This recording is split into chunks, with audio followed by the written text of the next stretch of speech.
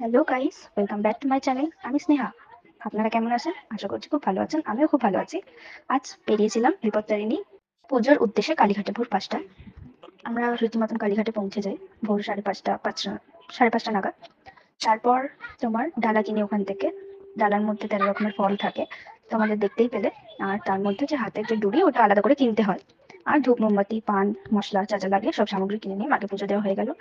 পুজো দেওয়ার পরে এই যে মায়ের দর্শন দেখতে পাচ্ছেন। পুজো দেওয়ার পর তারপর এটা হচ্ছে বালিঘর নামে পরিচিত। এখানে বলি দেওয়া হয়। তা এই হচ্ছে তার বিশেষত্ব এই ঘরটা। আর তারপরে দেওয়ার পরে আমরা চলে এলাম এই যে এখানে কালীঘাটে একটু মন্দির থেকে বেরিয়ে এসে আগেই একটা এই যে খাবারের দোকানটা দেখতে পাচ্ছ। খাবারের দোকানটা খুব টেস্টি খাবার, মানে নিরামিষ কচুরি আর তার সাথে মটর আলুর তরকারি দেখতেই পাচ্ছ। প্রতিরাম খাবারের দোকানটার নাম, কিন্তু খুব ভালো কোয়ালিটির খাবার এখানে হয়। আর আমার খেয়ে যা আমি টেস্ট করে যা বুঝতে পারলাম, অসাধারণ খাবার। তো আজকে যারা যারা গিয়েছো তারা তো জেনেই থাকবে, আর যারা যারা কালীঘাটে যাও তারা তো জানোই যে এই খাবারের দোকানটা খুবই বিখ্যাত।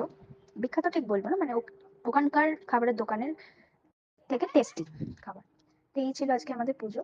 তারপরে পুজো দিয়ে আমি বাড়ি চলে আসলাম। তা আমার সঙ্গী তো দেখতেই পাচ্ছ, এই যে আমার সঙ্গী আমার বড় দিদা ছিল, তার সাথেই গেলাম। তো তারপর চলে আসলাম প্রায় ১১:৩০ বাজে, তখন প্রচুর পরিমাণে ভিড় হয়েছিল। তা পুজো টুজো দিয়ে চলে আসলাম এই পর্যন্তই।